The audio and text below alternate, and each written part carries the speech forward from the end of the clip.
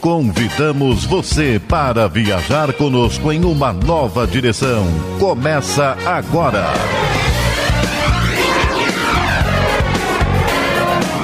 Novos rumos. Ligue e participe.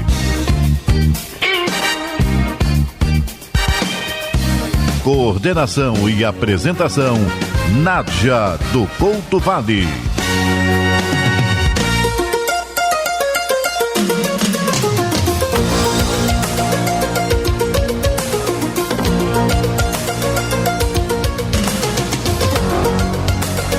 Alô, amigo ouvinte, está entrando no ar mais uma edição do seu programa Novos Rumos de Informação, Cultura e Prestação de Serviços pela Rádio Rio de Janeiro, a emissora da Fraternidade, operando na frequência de 1400 AM.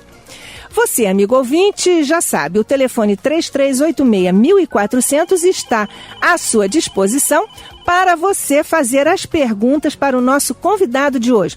Ele está aqui no estúdio, veio fazer presencialmente o Novos Rumos. Nós agradecemos demais a sua presença aqui. Ainda não disse o nome dele, a nossa equipe está a postos para você, amigo ouvinte, usar o nosso telefone de sempre para fazer perguntas ao nosso convidado. Você sabe, temos sempre um tema especial e um convidado especial e especialista no tema. Temos hoje o nosso querido professor Adílio Jorge Marques, que está aqui conosco e que vai falar sobre os druidas. A formação do professor Adílio, você vai conferir isso ao longo da nossa conversa, é muito interessante. Ele é professor de Física, é professor de História da Universidade do Estado do Rio de Janeiro, a UERJ, é pesquisador de História das Religiões e de Teoria da História. E tem um blog, se você quiser visitar o professor Adílio Jorge, é de textos e contextos, www.adiliojorge.blogspot.com. E por falar nisso, você pode também interagir conosco pela Rádio Rio de Janeiro, www.radioriodejaneiro.am.br. Professor Adílio Jorge Marques, muito obrigada por você estar aqui conosco, aceitando o nosso convite e trazendo aqui as informações preciosas, nós sabemos, sobre o tema de que vamos tratar. Muito obrigada, Adílio. Nada, boa tarde. Eu que agradeço o convite e espero poder colaborar falando um pouquinho sobre os druidas, o druidismo e também um pouquinho da relação com o espiritismo, isso, que é muito interessante. É muito interessante, né? Professor Adílio, quem foram os druidas? Quem são os druidas? Eles andam ainda por aí? Porque muitas pessoas acham que os druidas aconteceram e desapareceram. Certo. Mas parece que eles andam por aí ainda, não é isso? Ainda andam entre nós. Por onde eles andavam? Por onde eles andam hoje? E qual a relação deles com a natureza, com a sociedade? Amigo ouvinte, nós vamos conversar sobre tudo isto. Vamos lá, Adílio. Bem, os druidas, eles eram sacerdotes das antigas terras das Gaias, onde hoje está o país França, e também do norte da Europa, né? A Grã-Bretanha, onde a gente conhece hoje. E eram sacerdotes ligados essencialmente ao culto da natureza, né?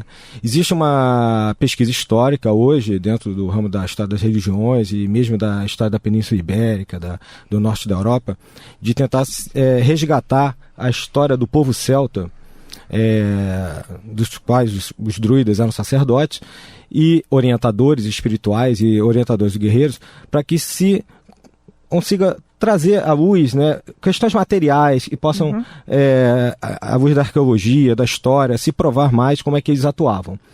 Porque a invasão do Império Romano, especialmente Júlio César, nos legou, através de seus escritos, a relação da dominação dos romanos sobre os celtas.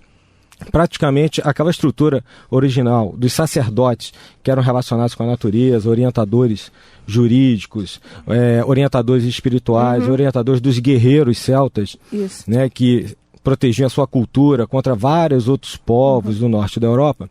Essa tradição que era e ainda é, em certa parte, eminentemente oral. Eles não trabalhavam muito com a questão escrita, a transmissão oral era a prevalência, num processo de estudo. Mas não era uma cultura ágrafa, não, né? Sem escrita. Não, existia grafia, escrita, né? Chamada a escrita Ogan, né? Que inclusive a gente já sabe hoje, através de algumas pesquisas, que há uma relação com a escrita de povos e de culturas na África, inclusive ao culto de Ogum, inclusive.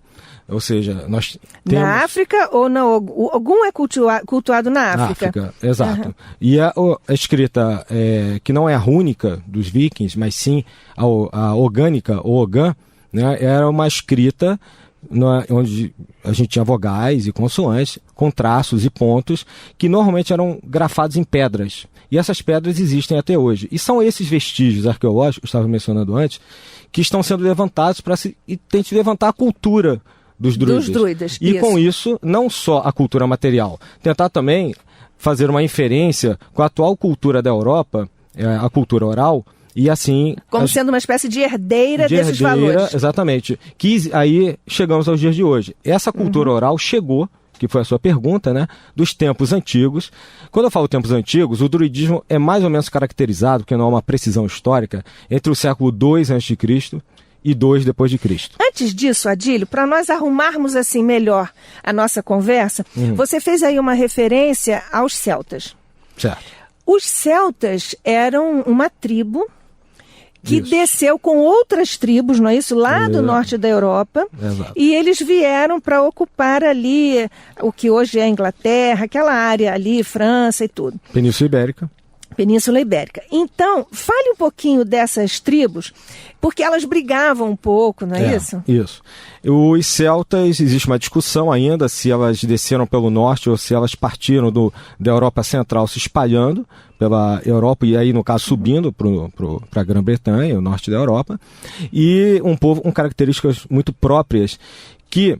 Para aqueles que estudam os celtas, são muito claro que é de uma riqueza, uma cultura tão rica quanto a grega, por exemplo, e a romana. Daquelas tribos, os celtas eram a tribo mais rica do ponto de vista cultural e tal. E justamente, daquelas tribos desse período que eu mencionei... Que eram os anglos, os saxões, os jutos, os pictos, que também migraram para a Península Ibérica, e por isso a gente tem ali, por exemplo, Portugal. A gente fala muito do Brasil como um país muito miscigenado, mas Portugal também é tão miscigenado quanto nós, só que numa época muito anterior, né? Então, até a invasão romana, como eu estava dizendo antes, né, os lusitanos, e foram compostos por essa miscigenação, né, de tribos que foram para o local onde a gente chama Portugal hoje, a Península Ibérica. Os lusitanos são uma síntese, é isso? Isso. Alguns antropólogos, alguns historiadores consideram os lusitanos, né, uma tribo, inclusive...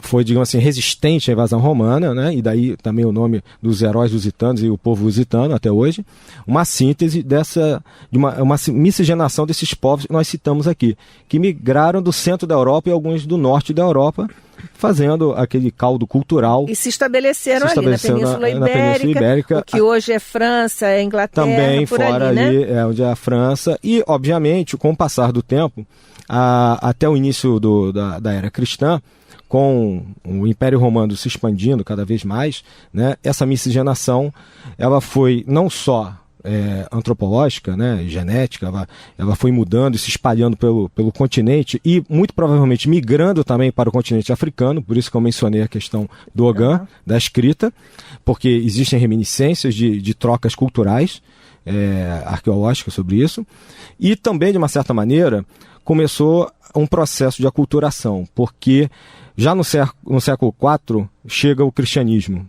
E o cristianismo ele vai chegar à Irlanda, à Grã-Bretanha, como a gente chama hoje, com uma certa força. Né? A gente vai ter a história de São Patrício, por exemplo, Colombino e etc.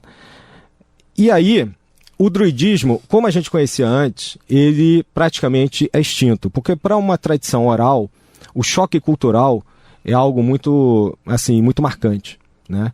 Então o cristianismo, talvez mais do que a atuação de Júlio César, onde invadiu as Gálias, como eu disse, a região da França hoje, o impacto do cristianismo tenha sido ainda maior. Né? Bem, como os druidas foram praticamente extintos, assim a história coloca, né? O que houve? O que aconteceu em tudo onde foi lugar, como por exemplo nossos escravos aqui no Brasil. Um sincretismo, a gente chama hoje de uma ressignificação, né, das religiões, e aqueles antigos povos começaram a se misturar e a fazer um sincretismo entre as antigas tradições orais dos druidas, dos celtas, e já não existiam mais enquanto uma tribo independente, já era uma mistura de povos, como a gente colocou antes, com a nova religião que se instituía. Quando os celtas desceram e chegaram ali onde estavam os druidas tinham que configuração? Bom, os druidas até hoje eles se dividem basicamente em algumas classes internas sacerdotais.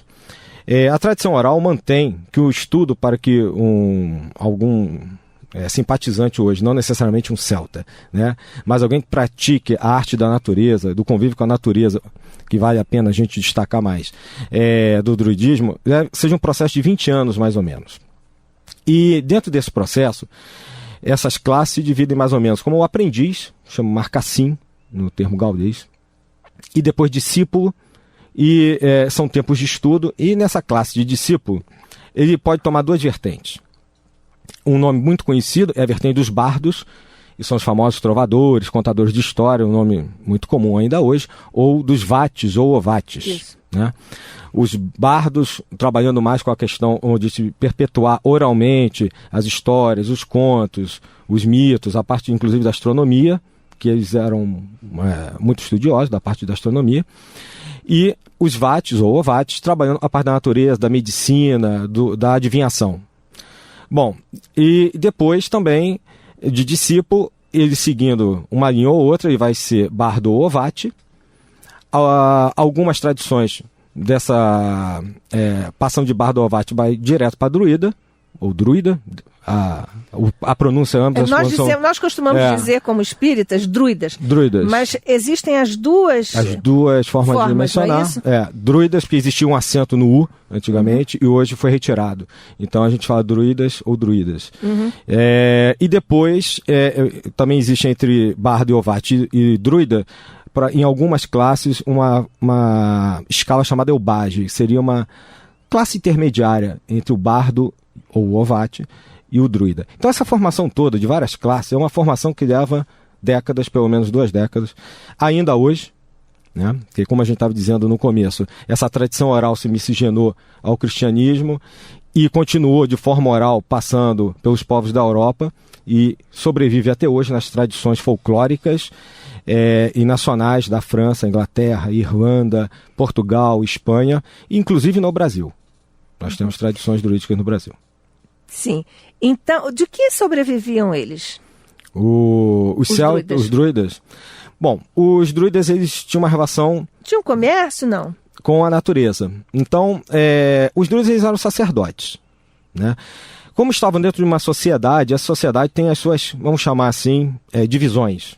Né? Porque castas é um termo que leva alguns enganos, conceitos, né? Alguns conceitos preconceituosos. Então, haviam divisões como qualquer sociedade. Então, você tem a classe dos guerreiros, 2 comerciantes, você tinha uma participação muito forte das mães, das mulheres. Não era uma classe matriarcal, porém as mulheres dividiam o poder, uma influência expressiva ali dentro. Uma classe religiosa, os druidas, né?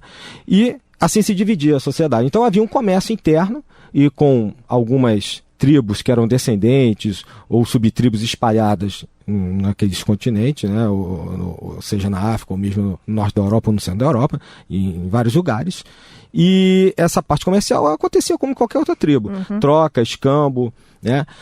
A parte da relação com outras tribos é que era um pouco, digamos assim, conflituosa, né? Os celtas e aqueles povos que nós citamos normalmente viviam em disputa as turras, disputando território, né? E era uma dominação porque ou era uma dominação por território ou era uma dominação pelo Deus que prevaleceria como o mais poderoso, né? De uma certa maneira, foi o que aconteceu também na relação, né, com o cristianismo moderno Fale sobre o druidismo. Esse panteão aí dos deuses a que você se referiu. Você disse o Deus que prevaleceria. Os druidas, a grande Deus é a natureza.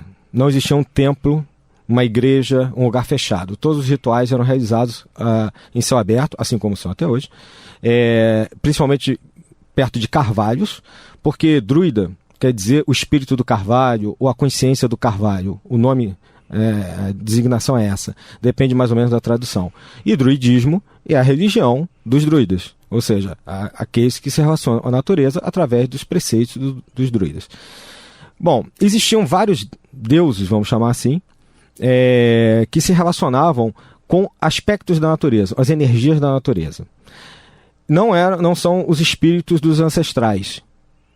Isso é outra coisa. Os espíritos dos mortos, dos parentes, dos ancestrais, eram a classe dos reverenciados como os espíritos.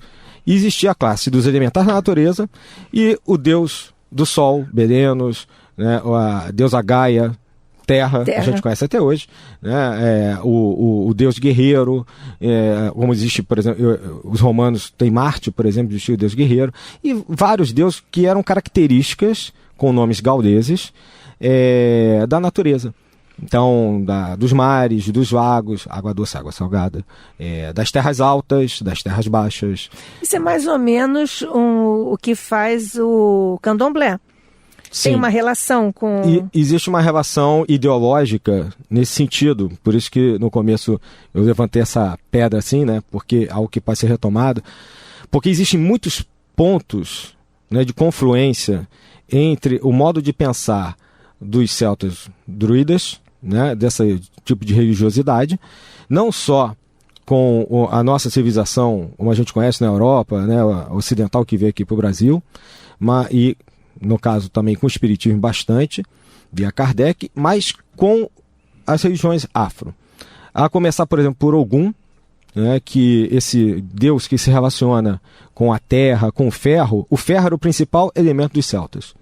Com o ferro, eles faziam as armas, eles se relacionavam com a terra, a mãe, eles se relacionavam... Para fazer ferramentas e tudo, Tudo, né? Fazer ferramentas, eles faziam suas construções. Então, há uma relação direta, né, e isso também, de uma certa maneira, influenciou aquele sincretismo, um deus Marte dos romanos, que tem uma relação com o ferro, né? Então, esses elementos todos estão presentes ali nessa divisão, e levando a uma, digamos assim, ao entendimento da natureza praticamente tripartido, em três partes. Seria o Deus, o Criador, ele chamava de Keogan, em gaulês, a gente chama assim, né? Você tem o circo de Ginoid, os espíritos já não reencarnam, que já estão desenvolvidos, orientadores da humanidade, e Abred, o círculo de Abred, que são o círculo das transmigrações, né? Dentro desse pensamento, a gente vai identificar ainda, dentro da sua pergunta, essa relação com o candomblé, com a África, que é muito parecido com essa questão da transmigração das almas. Porque para o druida, a religiosidade era calcada na imortalidade da alma, de que não existia um castigo perene, de que os espíritos reencarnavam, né, de que você tinha seres superiores que guiavam a humanidade, como eu falei antes. Havia um Criador, e esse Criador, a partir dele, ele é o todo, a partir dele produziu Anoim, que é o nada, e desse nada começam a surgir, ou seja, há uma separação, né, como o Big Bang faz na física, né, há um ponto de singularidade e há uma explosão. Dali, de aparentemente um ponto, um nada, sai tudo, todo o universo que nós conhecemos. Para os druidas, a mesma coisa. De Keogan, de Deus, sai um ponto que é o abismo, e daí sai toda a natureza, os espíritos. E essa evolução espiritual, ela começa no reino mineral e vai passando pelos reinos da natureza. Que é exatamente o que a doutrina espírita... por isso que eu já estou entrando aos pouquinhos. Vegetal, animal, né, e eles reverenciavam, tinham respeito... Mineral, não é? Porque eles também adoravam a pedra, não é isso? Exatamente. Mineral, vegetal hominal... Os animais, hominal, até chegar aos espíritos muito evoluídos que não precisariam reencarnar. Os espíritos, como nós, né, e como os guerreiros ancestrais, como eu falei antes, reverenciados pelos familiares, pelos guerreiros, em várias festividades, ficavam no círculo de Abred, quando já no reino hominal, né? Mas eles tinham um profundo respeito, e por isso todos os rituais eram feitos, e são feitos, na natureza, porque a árvore, o carvalho, dá o nome druida, é um irmão, tanto quanto Por exemplo, o cavalo, que era para eles o animal mais reverenciado e mais importante, tanto quanto o irmão de sangue, vamos dizer assim, nominal, né? Então, por exemplo, o cavalo, que é um símbolo daqueles povos, ele era importantíssimo como não só um símbolo de respeito a uma outra forma de vida, mas também por tudo que ele trazia para o progresso daquela tribo ou daquele povo. Porque com o cavalo... Pela força do trabalho, né? Ele trabalhava, ele podia arar também, né, no lugar do boi, que a gente conhece, e guerreava. A vida do guerreiro dependia do cavalo. E isso a gente vai verificar resgatado lá, aqui, nas cruzadas, na nossa Idade Média, já entre o século XI e XIII, né, quando Bernard Clairvaux, né, um abade cisterciense, vai fazer a regra dos cavaleiros templários e, segundo algumas tradições orais da Europa, influenciado pela teoria e pela filosofia do druidismo, e vai de novo colocar 2 cavaleiros sobre um cavalo para mostrar a relação do homem cavaleiro, do monge guerreiro com a natureza, mas aí não 2, porque ali você sempre vai depender do corpo e espírito. E o terceiro, né, é o cavalo. E por isso que toda... Uma tríade. É uma tríade. E toda a filosofia oral é baseada numa tríade dos druidas. É o que a gente chama de tríade mesmo. E são as tríades. São frases, palavras muito curtas. São palavras encantatórias? Não. Não? Seriam palavras que manteriam, através os bardos mantinham, como se fossem pequenos versos, pequenas frases para deixar na memória, no subconsciente, a tradição do povo e a tradição dos druidas. Quer dizer, como preservação, não é isso? Deles, não é como isso? Preservação da tradição. Deles. Por exemplo, o símbolo normalmente são ondas. O símbolo que a gente encontra são 3 ondinhas unidas, chamado de tripartre ou tripartite. São ondinhas e se enroscam em círculos, fazendo três ondinhas em 3 pontas. Amigo ouvinte, eu estou pedindo aqui ao professor Adílio, que está nos dando esta maravilhosa aula, para ele desenhar aqui para mim. Eu vou tentar descrever para você como é que são essas 3 ondinhas. Como se fosse um trevo. Por isso que a gente tem o trevo, não é o trevo de 3 folhas, né? Como se cada folha representasse Pai, Filho e o Espírito Santo, que a gente chama hoje, mas na verdade é o Pai, a Mãe e o Filho, a tese, a antítese, a síntese. Isso, como se fosse assim, eu quero agora passar isso para o ouvinte. Isso. Como se fosse um arame que você vai enroscando assim, e exatamente. Você coloca os 3 arames unidos, não é isso? Isso, exatamente. Mais ou menos. Entendeu, ouvinte? Pois Você pode fazer perguntas, aqui, como eu estou fazendo aqui, todas as perguntas, viu, amigo ouvinte? Mas é que nós estamos tão atentos e são tantas informações novas que nós outra vez agradecemos ao professor Adílio, que nós vamos ouvindo, né, com toda a atenção. Eu não quero falar demais, mas na verdade é uma história o druidismo, apesar de pouco conhecido aqui no Brasil, é uma história muito complexa e muito rica. Extremamente então rica. Eu vou tentando sintetizar ao máximo. Então, mas o símbolo do druidismo, e representa sempre uma trindade, né, isso já, lembrando, é uma tradição pré-cristã, né, representado de várias formas, né, como a gente pode verificar aqui, estou mostrando para a nossa irmã Nádia, como se fosse existem pessoas que usam um pingente, né, triângulos com ondas ou com semiarcos, né? São inspirações. Na verdade é o seguinte, a energia ela gira sempre, né? Então nada no universo é parado, é estático, está sempre em movimento, e eles já sabiam disso. Né? Então eles representavam sempre como 3 ondas unidas, como se fossem 3 espirais, né? 3 bolinhas, e formam 3 pontos, mas cada ponto é uma espiral. E é o que deu origem aos labirintos das catedrais da Idade Média. Da Idade Média. Se a gente for olhar, por exemplo, Chartres, né? Existe um labirinto embaixo no piso, né? Embaixo dos bancos. Esses labirintos, que são o símbolo da busca espiritual, da iniciação, isso já começa lá atrás. Com os druidas. Sim, com os druidas. Que maravilha. Que a energia ela pode gerar sempre, né, no sentido de evolução e também, né, de involução. Mas aí o que eu gostaria de citar era o seguinte: o Leon Denis, né, do Centro Espírita Leon Denis, Inspiração, é considerado... Que é o filósofo poeta da doutrina espírita. Da doutrina espírita. Considerado um druida do século XX, século XIX e XX. Um druida moderno. Um druida moderno. Até onde eu pesquisei, teve profundas relações com essa tradição, né, popular, oral do país, da França, né, atual. E ele coloca num livro que eu acho muito interessante, que eles vendem, eu adquiri há alguns anos, eu acredito que ainda seja possível adquirir, O Gênio Céltico e o Mundo Invisível, do próprio Leon Denis, era vendido no centro Leon Denis. Ele explica justamente o que são essas tríades. Por que os druidas, né, que marcaram tanto o espiritismo, trabalham com as tríades, e muitas das religiões ocidentais trabalham com também 3. Né? Pai, como eu falei, pai, mãe, filho. E na verdade a natureza é assim. Você pega 2 polaridades e dá uma terceira, uma manifestação. Que é uma síntese das duas, né, polaridades anteriores. Que maravilha. E então, assim, ele vai explicar para quem quiser conhecer como é que essas tríades funcionam. E são em números variados.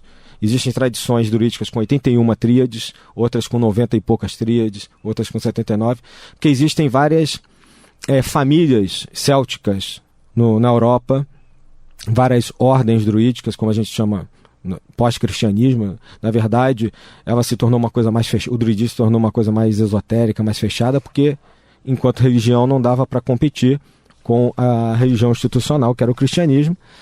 Então, a gente encontra, por exemplo, tríades que falam, né, sobre, por exemplo, as 3 coisas que não se pode executar a não ser pela justiça de Deus. Todo sofrer em Abred, que é o círculo das reencarnações, porque sem isso não se pode adquirir uma ciência completa de alguma coisa. Obter uma parte do amor de Deus e ser bem-sucedido pelo poder de Deus no cumprimento do que é mais justo e misericordioso. Ou seja, lendo uma tríade, a gente não consegue diferenciar exatamente se é a doutrina espírita ou se é uma tradição milenar.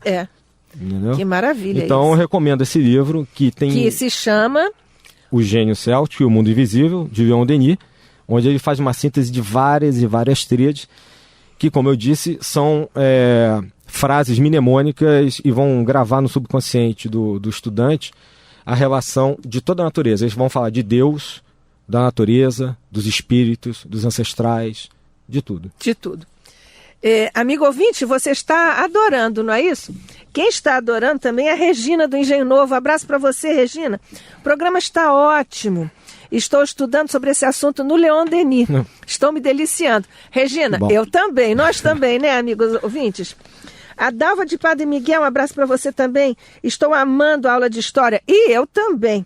A Rádio Rio de Janeiro é só educação, é verdade. Abraços. Nós agradecemos e retribuímos. Uma honra. Kardec foi um druida, indaga aqui o expedito, o Adílio. E os ciganos, como é que ficam na história dos druidas? Existe alguma relação entre isso? Bom, eu vou começar pela segunda parte, que eu acho que é mais rápido, né? Existem algumas tradições, existem as ordens druídicas hoje, né, como tem no Brasil, e existem algumas tradições que são remanescentes, como alguns consideram que a Wicca, que é uma forma de estudo mais diferente do druidismo, e algumas famílias ciganas teriam sido oriundas, né, onde se espalhou... Dessa expansão, foi um espalhamento pós-cristianismo, né, principalmente a partir do 4º século depois de Cristo.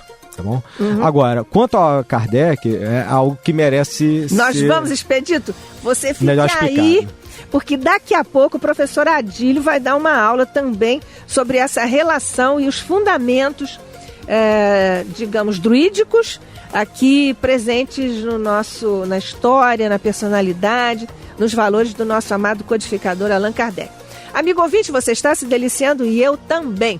Nós vamos para o nosso breve intervalo, como sempre, mas você fique aí, porque ainda há muito mais coisas muito interessantes que o professor Adílio Jorge Marques, nosso convidado especial desta tarde, para conversar conosco e ensinar a todos nós muitas coisas sobre os druidas. Até já, fique conosco. Continue participando, está no ar. Novos rumos.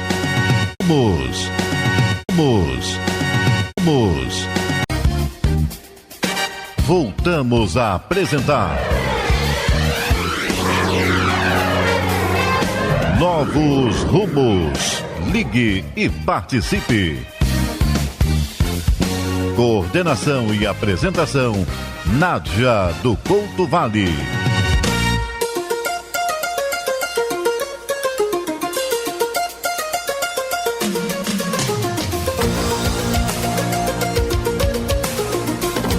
Amigo ouvinte, nós estamos de volta do nosso breve intervalo, como sempre, animadíssimos aqui com a aula que nós estamos tendo com o professor Adílio Jorge Marques, sobre os druidas. Sabe que ele é físico, amigo ouvinte, mas ele é professor de História da UERJ, é pesquisador de História das Religiões e de Teoria da História. E tem um blog, www.adiliojorge.blogspot.com.br. E você pode conversar conosco, se quiser, pela www.radioriodejaneiro.am.br.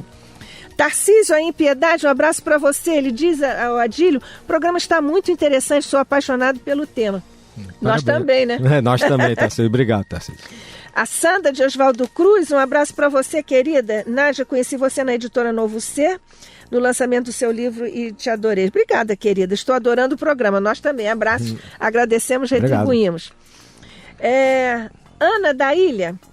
História é conhecimento. Estou amando o que está sendo transmitido. O programa está muito bom. Beijos na Nádia e no professor. Opa, agradecemos, retribuímos.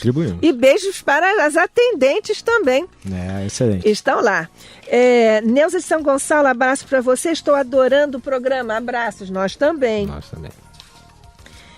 Braz de Itaboraí, abraço para você. Os druidas foram uma tribo do povo celta? Qual a diferença entre os dois povos? Não, na verdade, o povo celta tinha como classe sacerdotal os druidas. Então, como eu estava dizendo antes, o povo celta tinha os seus guerreiros, seus comerciantes, né, suas matriarcas e etc. E tinha uma classe religiosa. Isso. Quer dizer, os druidas eram celtas. Eram celtas, só que dentro da sociedade celta, eles compunham uma classe sacerdotal que, na verdade, influenciava em todas as outras, inclusive na jurídica. Né? Eles eram juízes também, eles é que faziam as bênçãos nas guerras, que eram sempre constantes, orientavam partos, doenças. Por isso que eu falei, existiam os ovates, que praticamente eram médicos, né? Os trovadores, aqueles que mantinham a tradição viva, né? Com as crianças, adolescentes, etc. Aproveitando esse gancho, Adílio, nós aí, e aproveitando aqui a oportunidade que o Braz nos oferece, obrigada, Braz, você já falou sobre a relação estreita, reverencial dos druidas para com a natureza, não é isso? Era reverencial mesmo. Era uma relação direta. E por isso eles eram assim tão estudiosos da astronomia também. Porque não era só com a Terra. Não. Eles céu têm, e terra. Não é isso? Céu e terra. E na Terra, o amor à pedra. Muito. Né? Pode falar sobre isso, Adílio? Claro. Isso é bem interessante porque o que deu origem também, além dos labirintos, a construção das catedrais que depois foram inspiradas nisso, todas de pedra. Porque a pedra é o material mais perene. E esses sabedores disso, nas poucas vezes que faziam as suas inscrições do Ogã, gravavam em pedras, e não em madeiras e etc. Bom, e as pedras, elas tinham, assim como o ferro, algumas propriedades telúricas, de energia. Bom, as pedras, elas marcavam caminhos por onde as linhas de energia fluíam pelos terrenos da Europa. Então, existem, por exemplo, Karnak na França, existe em Portugal, no interior de Portugal, no interior da Irlanda, da Inglaterra, uma sequência de pedras ou deitadas ou verticais, menires, como se chama, que aí são pontos de confluência de energia. Os dolmens são praticamente como se fossem portas de pedra, né? Duas pedras verticais com uma horizontal em cima, como se fosse um portal, né? Onde eram... desculpe te interromper, claro. Que é o monumento lá no túmulo de Kardec. Que é... No Père Lachaise. Por que será, né? Pois é, né? Justamente o que simboliza o nome Allan Kardec, né? Que como sacerdote druida em outra encarnação, porque justamente o dom era erigido, vamos dizer assim, nos locais onde eram realizadas essas cerimônias na natureza. E elas tinham uma relação, essas marcações, de unir energia da terra e energia do céu. Por isso Stonehenge, por exemplo. já é vastamente estudado que o Stonehenge é um calendário astronômico marcando verão, inverno, ou seja, a gente chama de solstícios. Se algum ouvinte nosso estiver esquecido do que é Stonehenge... o Stonehenge é um círculo de pedras. É um conjunto maravilhoso, né? Exatamente, bem lembrado. É um conjunto lindo, é um círculo de pedras, existe na Inglaterra, e que, na verdade, ele tem círculos internos e externos, alguns faltando, porque não se sabe exatamente... Pelo tempo também, né? De milhares de anos, é certo, cientificamente falando, mas não se sabe exatamente quantos milhares. Exatamente o que acontece com as pirâmides do Egito, né? Se estima uma idade, mas a gente supõe ser muito mais antigo, inclusive a ciência para aquilo. E já se sabe que essas marcações de pedra, elas marcavam o caminho da energia, a gente chama de telúrica, que é o caminho da energia pela Terra, que é a energia da mãe terra, a energia que dá o plantio, dá a comida, que sustenta a todos nós, que a mãe que gera os filhos, nós dependemos da mãe terra para sobreviver. E, fazendo um parênteses, daí é que surgem, por exemplo, as virgens negras, que normalmente são reverenciadas em grutas, cavernas, né, ou em cavernas com água, porque a água é um elemento feminino, né, as virgens negras, que são negras como a terra, ou seja, a grande mãe de todos nós. E esses calendários de pedra faziam a relação com o estudo do céu, a energia celeste. Então, os rituais druídicos, eles uniam as duas energias. Eles procuravam unir céu, né, e terra. Bom, esses demarcadores de pedras marcavam as festividades das tribos. Não só, aí no caso, os celtas. Tá? Praticamente todas as tribos da antiguidade e até hoje... Celebram isso. Celebram, e aliás o nosso calendário é feito assim, ou um calendário solar como o nosso, ou um lunar, como o chinês, por exemplo, ainda usa, é baseado em algum aspecto astronômico. No caso, existiam as festividades que marcavam não só a regulação social, mas a regulação religiosa que os druidas coordenavam. Então, por exemplo, o que a gente hoje comemora como Natal é o solstício de inverno na América do Norte, né? No hemisfério norte, né? Europa, etc. Não só na América do Norte. Bom, parte norte da Terra. E, naquele momento, havia a maior noite do ano e o menor dia, ou solstício de inverno. Então, os druidas recolhiam o visco, que era a única planta que sobrevivia no carvalho, daí, né, eles serem os filhos do carvalho, e aquilo ali simbolizava um momento que o sol estava mais baixo no horizonte. A partir dali, o sol só podia fazer um caminho, astronomicamente falando. Por isso que esse círculo de pedra era importante. Eles controlavam por ali. Era ascender no horizonte e esperar pelo renascimento da natureza, e viria depois no equinócio da primavera, que era uma outra festividade. Essa simbologia toda. Que é o que a gente vê hoje, o que a gente chama de Ano Novo Esotérico, que é mais ou menos 21 de março. Né? E entre uma data e outra existiam datas, uma deu Natal na nossa civilização, que é o 21 de dezembro no hemisfério norte, que é o inverno, né? A gente tem simbolismo da nevezinha, do Papai Noel, mas na verdade uma festividade muito, muito antiga de ressurgimento da natureza, que vai vir na primavera depois.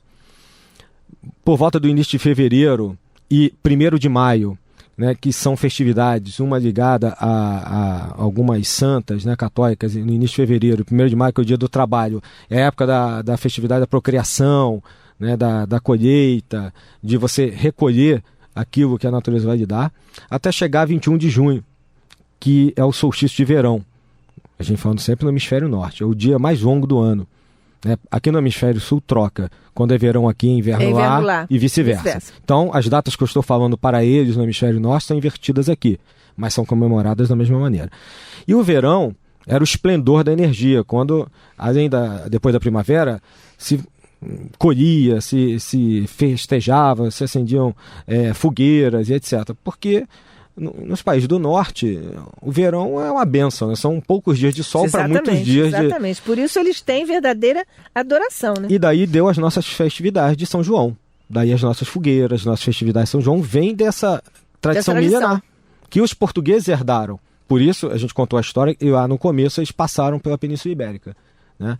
Depois nós vamos ter o equinócio do outono, onde o sol vai chegar mais lá na frente, no hemisfério norte, vai começar o dia a esfriar, né, que é ali por volta de setembro, e depois voltamos ali à festividade de dezembro, quando começa todo o ciclo. Bem, então o tempo para esses povos, ele não era um tempo linear, ele era um tempo circular, mas uma circular espiralada, daí aquele símbolo da triquetra, ou triquete, ou trígide, tanto faz, de 3 pontos, que eram espirais. Ou seja, não é voltar para o mesmo ponto, a natureza volta. Né? Todo cíclica, é né? Cíclica, mas ela vai evoluindo, por isso uma espiral e não um círculo. Entendeu? É sempre evolutivo. Beleza, que maravilha. Luiz Antônio de São Gonçalo, abraço para você, Luiz Antônio. Ele diz assim, Adílio, eu li que há evidências de canibalismo no druidismo. Isto é verdade? Abraços. Agradecemos e retribuímos. Boa pergunta. Existe um pesquisador, inclusive aqui no Brasil, existe um grupo de pesquisadores em Minas, no Nordeste, que estudam a participação dos celtas na Península Ibérica, porque nos interessa, na colonização portuguesa. Não se tem certeza. Existiam sacrifícios, ao que parece, 2 povos conquistados nessas guerras que nós mencionamos, né? Mas não se tem certeza sobre canibalismo. É possível que tenha havido nos primórdios da Constituição, principalmente das tribos celtas. Porque quando a gente for pegar essa religiosidade, ela avançou, como eu disse, por 4, 5 séculos. A gente pega lá 2, mais ou menos, antes de Cristo, como eu falei antes. Até 7, mais ou menos. Na verdade, pegando a Irlanda, vai pelo menos até o século VII. E se nós formos depois continuar, né, a gente vai ver que ela continua existindo hoje. Que essa tradição, depois já imbuída do cristianismo, ela foi passando de família oralmente, de família em família. Ela ressurgiu na França, principalmente no século XVIII, no início do século XVIII. Allan Kardec vai beber dessa fonte, como Leon Denis depois também fez, né, no século XIX. E nós temos ainda hoje, ainda mais agora, onde a gente está procurando salvar a natureza, existe todo um movimento de meio ambiente, de educação ambiental. Essa tradição, mais do que nunca, está efervescente, né? Na França e transbordando pela globalização para todos os continentes, inclusive o Brasil. Isso. Mara de São João, um abraço para você, Mara. Cheguei a tempo, diz ela, de ouvir o programa. Estou adorando o tema. Nós também. E um beijo para a Nádia e o professor Adílio. Obrigada. Agradecemos, retribuímos. O tema está sendo estudado no Leon Denis pela turma DA, História do Espiritismo. Né? Merece. O Leon Denis, ele, como eu disse, deixou aquele livro que nós já lemos aqui, né? Isso. Que o Gênio Céltico e o Mundo Invisível, e vale a pena ser adquirido por todos os amantes do espiritismo. Isso. O Rodrigo Jacarepaguá, um abraço para você. Estou adorando o programa, diz ele. A física quântica e a química são minhas matérias favoritas. Porque Freud diz que nós temos uma existência comum aqui na Terra e no espaço. Freud? Freud, Rodrigo? Não entendi o nome, mas na verdade sim, né? Eles diziam, voltando ao druidismo, para a gente não fugir aos druidas, né? O programa, ele tem razão, né? O Rodrigo. Eles não negavam na questão das reencarnações que você tinha uma função aqui, um guerreiro, alguma coisa, depois você ia retornar ou como guerreiro ou com uma outra função dentro da mesma tribo. Então, continuamos no espaço com uma função, né, que parecida ou não com o que a gente tinha aqui. Isso. O Adílio, que pena, porque nós ainda temos muitas coisas. Amigos ouvintes, vocês nem sabem as coisas ainda que há aqui no baú do professor Adílio. Mas vamos rapidamente fazer um destaque especialíssimo sobre o Livro dos Espíritos. Amigo ouvinte, você sabe que no Livro dos Espíritos, número 100 não é pergunta, é um item. Nós temos lá a escala espírita que o Kardec arrumou para nós, não é isso? Exato. De onde vem isso, hein, Adílio? Pois nós já sabemos que o nome Allan Kardec é um nome que ele homenageou a tradição druídica, porque através de uma mensagem, né, do espírito Zéfiro, ele ficou sabendo, foi o nome dele, um sacerdote druida, né, lá por volta do ano 58 a.C. a 44 a.C., na época de Júlio César nas Gálias. Bem, aí, da onde ele bebeu, onde ele foi descrever, porque no Livro dos Espíritos está num texto corrido. Isso. Né? Mas, na verdade, essa fonte é a fonte da filosofia do celtismo, do druidismo. A escala druídica tem uma correspondente direta com a que a gente chama de escala, a espírita, aliás, tem uma correspondente direta com a escala druídica. No Livro dos Espíritos, o Allan Kardec coloca que existem 3 ordens de espíritos. Né, para quem pode consultar agora, e vai dividido em 9 classes. Né? Na primeira classe, os puros espíritos. Né? Na segunda, terceira, quarta e quinta, a ordem dos bons espíritos. e na terceira, a ordem dos espíritos imperfeitos. São aqueles que se depuram e se elevam pelas provas da reencarnação. Os druidas falam a mesma coisa, que no círculo de Abred, né, o círculo das migrações, das almas, das transmigrações, esses espíritos fazem exatamente a mesma coisa. Então ele pegou o que seria a segunda e a terceira ordem, que ele chamou de segunda e terceira ordem, são exatamente os espíritos que no círculo de Abred, e é o círculo das reencarnações dos druidas, os espíritos vão e voltam até se aperfeiçoar. E a primeira ordem da escala espírita corresponde àquele círculo que eu chamei de Gwynedd, ou seja, os espíritos, os bem-aventurados, aqueles que já atingiram a perfeição. Então, Kardec bebeu na fonte lá na França das Galhas. Ou trouxe dentro dele, né? Ou o que é mais... quando eu digo bebeu, é justamente que ele trouxe com ele, e certamente foi, não só pelo Zéfiro, como Emmanuel, certamente foram orientados. Exatamente, e foi orientado por eles. Marilena de Caxias, um abraço para você. Sabe que eu concordo com você, gostaria que a Nádia voltasse outra vez com esse programa, pois o tempo é curto. Parabéns. Mas nós vamos voltar. Vamos, Adílio? Vamos marcar voltar. Um outro dia. Vamos. Cristiane de Piedade, um abraço para você também. Os runas têm algo a ver com os druidas, hein, Adílio? Não.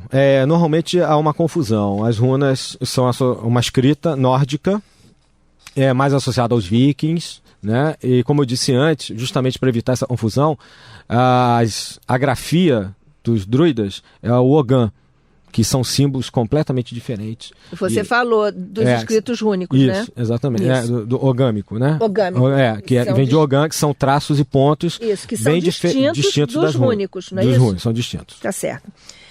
E as encarnações? Você já está falando sobre as encarnações do Kardec, não é isso? Pois é, a pergunta do nosso ouvinte foi interessante, porque quando a gente falou da escala espírita, né, a gente é obrigado a falar de onde vem o nome Allan Kardec, como sacerdote, né, e eu tive a felicidade de descobrir algumas das encarnações, e eu gostaria de deixar aqui para os ouvintes as referências, né, que certamente muitos vão gostar de pesquisar. Eu descobri pelo menos 5. A última, evidentemente, como o nosso professor Hipólito Leon, né, entre 1804 e 1869. Bom, mas uma interessante, no ano 531 a.C., bastante tempo, na constelação de Órion. E quem fala isso é Camille Flammarion, na sua obra Narrações do Infinito, de 1869. Seria a primeira encarnação dele, evoluindo como espírito sem cardo. Bom, depois, a segunda que eu consegui descobrir seria justamente dele entre o ano 58 e 44 a.C., quando Júlio César invade as Gálias, como sacerdote druida, como o espírito... Allan Kardec. O Allan Kardec, que nós conhecemos como o espírito Zéfiro falou. Isso pode ser encontrado, descrito nas obras póstumas, né, o livro da FEB, inclusive, tem.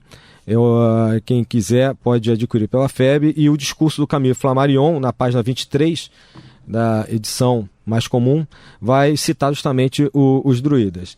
O Leon Denis, na obra, eu já mencionei, né?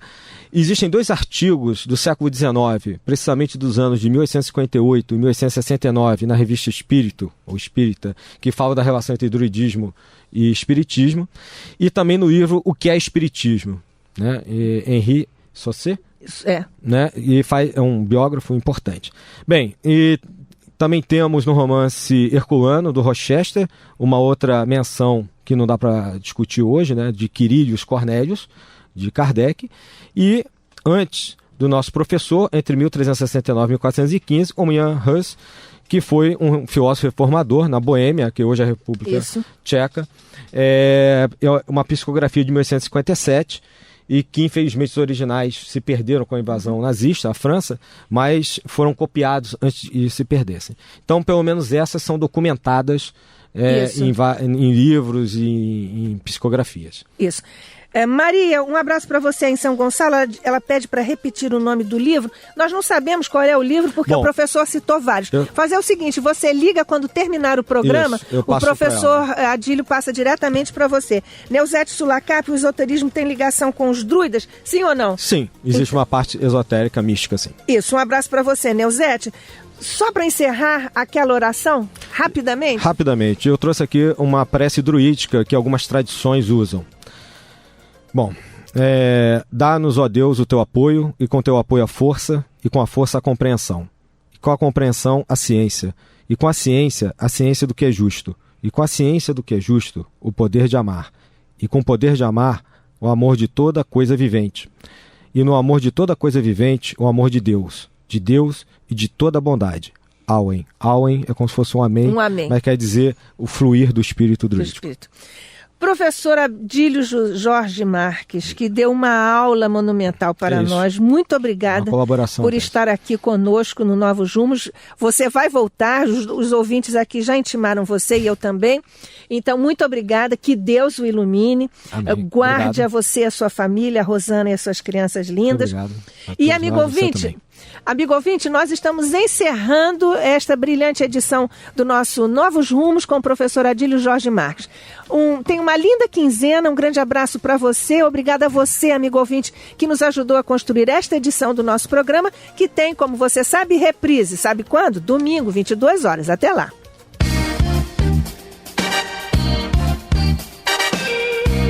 A Rádio Rio de Janeiro apresentou